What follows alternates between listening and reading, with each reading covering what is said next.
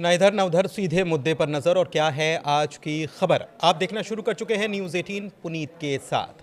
क्या दुनिया एक बार फिर से तीसरे विश्व युद्ध की तरफ बढ़ रही है? हम बात इसलिए ये कर रहे हैं क्योंकि रूस और यूक्रेन के बीच अब जो स्थितियां हैं वो बहुत ज़्यादा तनावपूर्ण हो रही हैं और बहुत बड़ा अटैक यूक्रेन की तरफ से रूस पर किया गया और रूस ने भी बड़ी तैयारी कर ली है। लेकिन इस बीच अमेरिका की तरफ से बयान आया कि रूस आग से खेल रहा है। चीन की तरफ से अमेरिका के लिए बयान आया कि अमेरिका आग से खेल रहा है। रूस की तरफ से अमेरिका के लिए बयान आया कि हम एक ही चीज़ जानते हैं जो बहुत बुरी है और वो है वर्ल्ड वॉर 3। तो परिस्थितियां क्या हैं, अभी क्या हालात बन रहे हैं, इन्हीं को समझने के लिए चर्चा की करते हैं शुरुआत। अंकुर त्यागी मेरे सहयोगी मेरे साथ मौजूद हैं, सीधे उनके पास चलते हैं और उनसे समझते हैं अभी के मौजूदा हालात को। अंकुर जी। देखिए, मौजूदा हालात की अगर हम बात करें तो इस तरफ इस समय जब हम ये वीडियो बनाएंगे या जब हमारे दर्शक देखेंगे, उस वक्त एक मीटिंग हुई अहम इस्तांबुल में, जिसमें दोनों देशों के बीच में, यूक्रेन के बीच में और रूस के बीच में बातचीत हुई। लेकिन मीटिंग ऐसे एब्रप्टली ख़त्म हुई और ये ऐसा मतलब क्योस था वहाँ पे कि जो यूक्रेन के जो नेगोशिएटर थे, रूस के साथ जो बात कर रहे थे, उनके लैपटॉप भी ओपन रह गए और वो मीटिंग छोड़ के चले गए। फिर बाद में किसी ने बताया कि यार आपके तो लैपटॉप भी ओपन है, तो फिर उन्होंने जल्दी जल्दी वो लैपटॉप बंद किए। मतलब इस तरह का क्योस और एक एनिमिटी, हॉस्टिलिटी ऐसी देखने को वहाँ पे मिली। ये मीटिंग ख़त्म हो चुकी है। याद होगा आपको, हम इस मुद्दे को पहले भी डिस्कस कर चुके हैं। एक पुराने वीडियो में मैंने कहा था, जिसमें मैंने ये अपना एक नज़रिया पेश किया था कि ये बातचीत तब तक नहीं हो सकती जब तक अमेरिका इसमें इन्वॉल्व नहीं होगा, ट्रंप नहीं होंगे। टर्की ने एक कोशिश की। टर्की चूँकि वो थोड़ा सा अपना इन्फ्लुएंस दिखाना चाहता है, बट इस नेगोशिएशन में रूस और यूक्रेन के बीच में जो डिफरेंसेस हैं वो इतने बड़े हैं और इतने ज़्यादा हैं कि उनको एक या दो मीटिंग में पार पाना या उनसे एक दो मीटिंग में ख़त्म करना आसान नहीं है। इसमें एक बड़ा नेगोशिएटर चाहिए जिसका नाम है अमेरिका। अब अमेरिका की बात नहीं सुन रहा रूस, ये अलग मुद्दा है। मुद्दा अलग है, लेकिन अभी जो कल जो अटैक हुआ, कल जो खबर आई, उसके बाद ये मीटिंग होना, तो मीटिंग तो खैर पहले से शेड्यूल थी इसलिए मीटिंग हुई, लेकिन उसके बाद तो जाहिर सी बात है कि रूस का $2 बिलियन का नुकसान कर दिया। दो नहीं, इससे ज़्यादा है पुनीत। ये तो एस्टिमेट आपने बताया, लेकिन और मीडिया रिपोर्ट्स कुछ कुछ और ज़्यादा फिगर को बता रही हैं। लेकिन सवाल ये है कि रूस के अंदर जाके उनके एयरबेस पे ओपन में खड़े जो 4000 किलोमीटर दूर, 4000 किलोमीटर, जहाँ वो उम्मीद भी नहीं कर सकते। 4000 की एक बड़ा बॉर्डर होता है, अगर मिसाइल फायर करेंगे तो इंटरसेप्ट हो जाएगी और कोई फाइटर प्लेन आएगा तो वो 4000 किलोमीटर कैसे बीच में उसको डॉग फाइट में स्क्रम्बल कर दिया जाएगा। पॉइंट ये है कि ये बड़ा एक बहुत ही प्रिसीजन अटैक था, जिसमें मुझे लगता है कि प्लानिंग ये वेस्ट की थी, इसमें यूक्रेन के बस की नहीं था। ये हुआ, ये प्लान किया गया, हो सकता है कि इसमें ब्रिटेन इन्वॉल्व हो। खबर ये आई थी कि ये अटैक करने के पहले यूक्रेन ने अमेरिका को इत्तला कर दी थी। नहीं, वो इत्तला जरूर की हो, लेकिन जो यूरोप है, यूरोप बिल्कुल खड़ा है। आप देखिए, आप इसे डिनाई नहीं कर सकते कि जो वापस जो ड्रोन थे ये ब्रिटिश मेड थे, ये जर्मन मेड थे कुछ इसमें। तो ऐसा नहीं है कि यूरोप पीछे से लड़ाई नहीं लड़ रहा। जिसको भी ये गलत फहमी हो कि यूक्रेन अपने मन से लड़ाई लड़ रहा है, नहीं, यूरोप खड़ा है।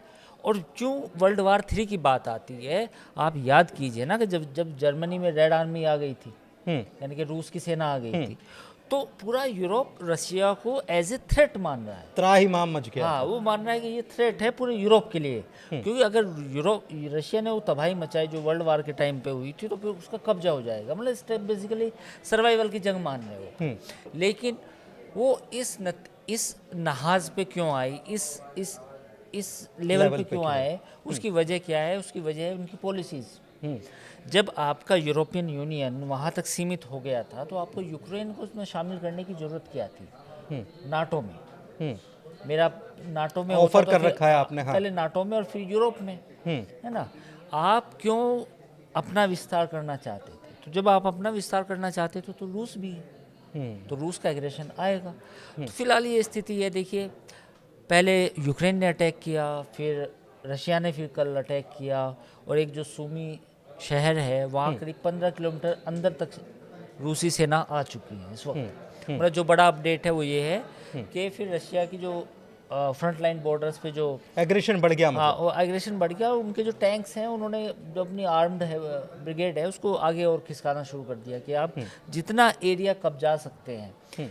एक रिपोर्ट थी अनकन्फर्म्ड 191 स्क्वायर किलोमीटर का एरिया उन्होंने और कब्जाया है। एक चीज़ और है कि ये 4000 किलोमीटर दूर जाकर सर्बिया में ये प्लेन, ये अड्डे, ये सैटेलाइट इमेजिंग, ये बिल्कुल सारी सही चीज़ें सवाल। अमेरिका सपोर्ट, अमेरिका की धमकी की आग से खेल रहे हैं और आग का गोला सर्बिया में बरसा दिया पुनीत, गया। आपने बहुत अच्छा सवाल पूछा है और यही प्रेजेंस ऑफ माइंड होती है जब हम कोई डिस्कशन करते हैं।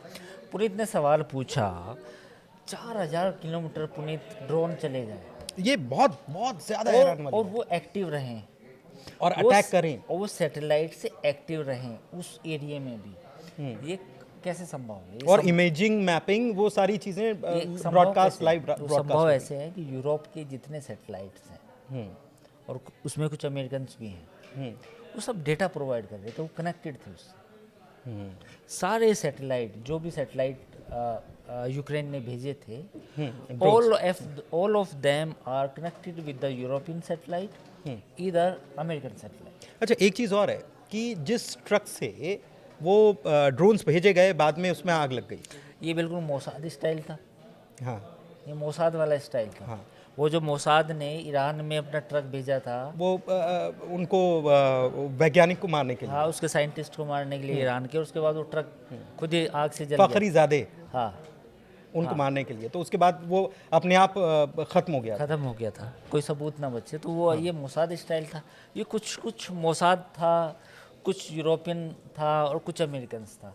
तो मुझे लगता है कि CIA और MI5 ने काफ़ी प्लानिंग की थी इसकी। अच्छा, एक चीज़ और है कि अमेरिका तो ये कह रहा था कि हम सपोर्ट बंद कर रहे हैं, कम कर रहे हैं, नहीं, पीछे तो जारी ये था, सब लेकिन ये अब ये ना, ये देखिए यही तो बात है ना, ये छाती जो चौड़ी हो पूरी गई होगी दुनिया में ज़ेलेंस्की की ये अभी। जो, हाँ बिल्कुल, ये तसव्वुर जो पैदा किया जाता है कि जी एक पल में हम नाराज़ हैं।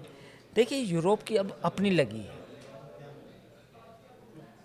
अगर रूस ने यूक्रेन को अच्छे से ठोक दिया मतलब, तो रूस के चुप बैठेगा, रूस आगे भी जा सकता है। हाँ, तो वो कह भी रहे थे कि हम बफर जोन बनाने वाले हैं, यूक्रेन तक, पूरा पोलैंड की बॉर्डर तक बफर जोन बनाएंगे। बिल्कुल, अगला निशाना पोलैंड भी हो सकता है। अगला निशाना वो इलाके जो उनकी अब औसरिक जो डिफेंस सिस्टम है वो वहाँ तक लेके चले जा सकते हैं। तो पुतिन ने क्या कहा, पुतिन का बयान आया ना, आपने सुना होगा। पुतिन ने कहा कि we can hit Berlin, London and Rome, nobody can stop us, no defence system in the world can detect our missile system. उन्होंने बोला है, थ्रेटनिंग है, बिल्कुल खुल के बोला है खुल के। कि जो वेस्ट खेल रहा है हमारे साथ, ये वेस्ट भूल ना जाए कि रूस का जो नया मिसाइल सिस्टम है, एडवांस मिसाइल सिस्टम है, उसकी जद में पूरे यूरोप के जितने भी बड़े शहर हैं सब उसकी जद में हैं और कोई इंटरसेप्ट नहीं कर पाएगा। बीच में हमारी मिसाइल को कोई इंटरसेप्ट नहीं कर पाएगा। ये रूस के राष्ट्रपति व्लादिमीर पुतिन ने साफ तौर पे बोला है। अच्छा, एक चीज़ और है, ये तो रूस, अमेरिका, यूक्रेन की हम बात कर रहे हैं, लेकिन इसमें एक और खिलाड़ी कूद रहा है जो है चाइना। और दिलचस्प बात यह है कि डोनाल्ड ट्रंप, अमेरिकी राष्ट्रपति, कहते हैं कि रूस आग से खेल रहा है, फिर चाइना अमेरिका को समझा रहा है कि आप भी आग से खेल रहे हो। ये चाइना का रोल क्या है इसके अंदर? देखिए, चाइना का रोल तो सीधा सा है कि चाइना तो रूस के साथ दे रहा है इस मामले में, क्योंकि जब से ट्रेड वार वाला मसला हुआ तो अमेरिका के साथ तो उसकी अलग ही मामला चल रहा है। ट्रंप ने सब गड़बड़ कर दिया बेसिकली। अगर आप एक लाइन में मेरे से सवाल पूछें, पूरी दुनिया में जो, ये मैं नहीं बोल रहा, लोग कहेंगे कि आप कौन होते हैं, आप तो कुछ इतने बड़े वो भी नहीं है। पूरी दुनिया के जितने भी एनालिस्ट हैं, आप कहीं भी किसी भी सोशल मीडिया प्लेटफॉर्म पे चले जाओ, आर्टिकल उठा लो, वो पूरी दुनिया यही कह रही कि सब गड़बड़ है। गड़बड़ इन द सेंस, ये लड़ाई हैंडल की जा सकती थी अच्छे तरीके से, अब ये एक ऐसे मतलब लेवल पे पहुंच गए कि इसको कुछ लोग कह रहे हैं कि पर्ल हार्बर मोमेंट है। यानी कि जो अमेरिका ने, जापान ने पर्ल हार्बर पे अटैक किया था, उसके बाद पूरे वो डायनामिक मतलब ये आप बहुत गंभीर सिचुएशन की तरफ इशारा कर रहे हाँ, मैं यही तो कह रहा हूँ। तो ये गड़बड़ किसने की है? डोनाल्ड ट्रंप का वो जो बड़बोलापन और वो जो चीज़ों को ना समझने की जल्दी और अपना फैसला सुनाने की जल्दी, वो भी जिम्मेदार है कहीं। दूसरा मसला, इसराइल हमास का कुछ नहीं हो रहा, कोई सीज फायर नहीं हो रही। कुछ चल ही नहीं रहा है इसराइल हाँ। अपना मामला चला वो रहा है। इसराइल अपना, को हाँ। कह रहा है कि भाई मुझे अपने 10 बंधक छुड़ाने हैं, मेरी बुला से कुछ भी हो। हम्म। उधर फ्रांस जो है अपना राग अला पाया है, फ्री फ़लस्तीन और झंडे लगा रहा है। एफएल ब्रिटेन भी टावर- ये कह रहा है, ना हाँ। ब्रिटेन एफएल टावर पे और बड़ी बड़ी इमारतों पे झंडे लगाए जा रहे हैं, उनसे कुछ नहीं होने वाला। ये मसला। तीसरा, इंडिया पाकिस्तान के कॉन्फ्लिक्ट में अमेरिका ने जिस तरीके से साइलेंटली कहीं ना कहीं इनडायरेक्टली पाकिस्तान को हल्की सी हवा दी, मैं इसे हवा दी बोल रहा हूँ, वो भी एक अजीबोगरीब थी। मतलब आप ट्रेड करें इंडिया से, है ना, आपको सपोर्ट चाहिए क्वाड में इंडिया का, आपको अपना सामान बेचना है इंडिया में, आपको सॉफ्टवेयर इंजीनियर चाहिए इंडिया के, और जब कुछ ऐसी लड़ाई हो तो तब आप ओसामा बिन लादेन को रखने वाले, अपने घर में पनाह देने वाले मुल्क को, वो ट्रम्प है, कुछ भी कर सकते जो हैं। किसी भी चीज़ का एक्सपोर्ट नहीं करता पूरी दुनिया को, उसके साथ आप गलबैया कर रहे हैं। तो मिल लिए ना, शरा से मिल लिए, हैं? अल शरा से मिल लिए, सीरिया में अल-शरा से जाके। मिल लिए, सीरिया में अलकायदा के टेररिस्ट से मिल लिया आप। सिर्फ क्या कि वो जो कतर ने और सऊदी अरब ने कुछ जो बोइंग को जो ऑर्डर्स दिए हैं, उनको लेके आप खुश हो गए। एक चीज़ और है, अमेरिका एक चीज़ बड़ी बात और कह रहा है, और वो कह रहा है कि ताइवान पर चीन 2027 तक अटैक कर सकता है। मतलब ये चीज़ें जो हैं, ये स्थितियों को बिगाड़ने देखिए, वाली हैं, नहीं बिल्कुल वो तो है ही। मैं वापस, और दुनिया फंस जाएगी इसमें। हाँ ये तो है, ये खतरा है। ये खतरा तब भी था जब कोविड का मसला उठा था, क्योंकि तब भी एक ये रिपोर्ट्स आई थी कि पूरी दुनिया का ध्यान भटकाने के लिए चीन ये कर सकता है, क्योंकि उस वक्त चीन पे आरोप लगे थे। ये खतरा हमेशा रहेगा। जो अगला युद्ध होगा पूरी दुनिया में, अगर ये युद्ध खत्म होता है, पहले तो इसी के खत्म होने की उम्मीद नहीं है। ये बढ़ेगा क्या, मैं ये पूछना ये चाहता हूँ। बढ़ेगा, ये बढ़ेगा। इन्वॉल्वमेंट किस किस का हो जाएगा? देखिए, इसमें इन्वॉल्वमेंट ये होगा कि अब रूस अपनी ज़्यादा बातें मनवाएगा। यूक्रेन के पास कुछ ज़्यादा चीज़ें नहीं हैं, और जो तबाही अभी मचेगी रूस की तरफ से वो बड़ी होगी। यूक्रेन की तरफ से भी मचेगी? यूक्रेन भी करेगा। यूक्रेन के तो सारे सपोर्ट मिल रहा है। यूरोप है। बिल्कुल सपोर्ट तो मिल रहा है। लास्ट में देखिए, ये जब क्रेजी वाला ट्वीट आया, जब डोनाल्ड ट्रंप ने क्रेजी कहा, उसके बाद अमेरिका ने, यूरोप ने अंदर खाने यूक्रेन को सपोर्ट दिया है, हथियार भेजे हैं, पैसा भी भेजा है, अप्रूवल भी दिया है अटैक का। ऐसा नहीं है कि अप्रूवल नहीं, टेक्निकल सपोर्ट भी है। टेक्निकल सपोर्ट भी है, सैटेलाइट सपोर्ट भी है, टेक्निकल सपोर्ट भी है, सब कुछ है। तो अब वो जो क्रेजी वाला ट्वीट था या क्रेजी वाला पोस्ट था, उसके बाद तो चीज़ें बदल गई। उसके बाद तो ट्रंप को भी लगने लगा कि ये सबक तो सिखाना पड़ेगा। हाँ, रशिया को थोड़ा सा डाउन करना पड़ेगा, तब जाके मानेगा। लेकिन अब रशिया जो है, जो ओशरिक जो मिसाइल सिस्टम है उसकी बात करने लगा, टैक्टिकल न्यूक्लियर वेपन्स की बात करने लगा, कुछ तैनाती कर भी दी है। कुछ आप अगर विजुअल देखेंगे तो जो उसका नया एडवांस मिसाइल सिस्टम है, वो अब वो बॉर्डर पे लेके जा रहा है पोलैंड के, है ना। तो वो भी शुरू हो, बेलारूस में अपना मूवमेंट बढ़ा रहा है। अच्छा, वहाँ तैनाती कर रहा है। वहाँ तैनाती कर रहा है S-400 S-600 की, 500 की। तो ये तमाम चीज़ें हो रही हैं। सवाल ये है कि अमेरिका चाहता था कि ये ड्रोन अटैक हो, रूस ठंडा पड़े, रूस को थोड़ा सा और मैं नीचे डालूं, और लेकिन अब ऐसा लग रहा है कि रूस जो है इस मामले को आगे लेके इसमें चीज़ें मैं आपसे सीधे समझना चाह रहा हूँ कि इसमें चीज़ें अगर और बढ़ती हैं और ये एस्केलेशन बढ़ने वाला है, ये तो बिल्कुल नज़र आ रहा है। इसमें यूक्रेन के साथ आकर क्या सीधे तौर पर जर्मनी या ब्रिटेन या फ्रांस या पोलैंड या ईरान रशिया की तरफ से या चाइना रशिया की तरफ से ऐसी चीज़ें बनती हुई दिख रही हैं क्या? क्योंकि ये वर्ल्ड वॉर 3 की स्टेज पर तो आकर खड़े हो गए, ये आप कह रहे हैं। हाँ, ये तो मैं कह रहा हूँ। ये मेरा एनालिसिस ये है कि वर्ल्ड वार हो ना हो, पर आपने एक स्टेज सेट कर दी। मतलब मल्टी कंट्रीज जो हैं वो अब इस कॉन्फ्लिक्ट में शामिल हो रही हैं। नहीं नहीं, पूरा यूरोप एक साइड है, अमेरिका उनके पीछे है, और दूसरी तरफ रूस है। रूस और पीछे से कुछ चाइना कह सकते हैं, चाइना का सपोर्ट है रूस को। और रूस अगर पोलैंड या फ्रांस या कहीं और अटैक करता है तो ये तो नाटो बनाम हो जाएगा। बिल्कुल वो भी हो सकता है। और सवाल ये है कि अगर रूस कोई बड़ा अटैक करता है तो फिर रूस के ऊपर भी पूरा यूरोप मिलकर अटैक कर सकता है। हालात तो वही बनेंगे ना। और फिर ये अब देखो उनका पुतिन ने क्या कहा, जिस मिसाइल सिस्टम की मैं बात कर रहा हूँ ओश्रिक की, वो 30 सेकंड में नहीं 4 सेकंड में 4000 डिग्री सेंटीग्रेड का तापमान पैदा करता है।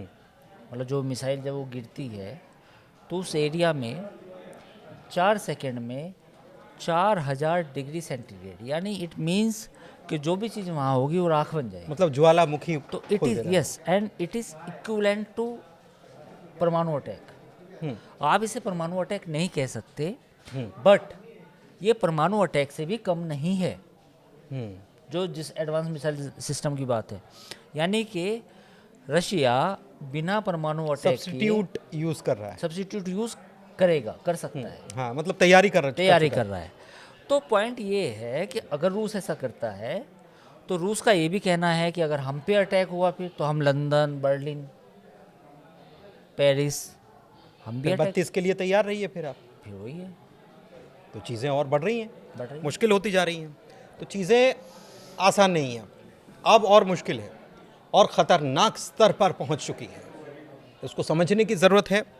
और आपको क्या लगता है कि वाकई में क्या ऐसी स्थिति बन सकती है जो ख़तरनाक स्तर की जिसकी हम चर्चा कर रहे हैं? क्या लगता है, या फिर डोनाल्ड ट्रंप वापस स्थितियों को काबू करने की जो बात करते हैं उसको काबू में कर लेंगे? उनके काबू में चीज़ें हैं भी कि नहीं, ये भी आप कमेंट के ज़रिए बता सकते हैं। फिलहाल इस चर्चा को यहीं समाप्त करते हैं। चर्चा कैसी लगी बताइएगा ज़रूर। फिलहाल हमारे चैनल को लाइक कीजिए, सब्सक्राइब कीजिए। बहुत शुक्रिया।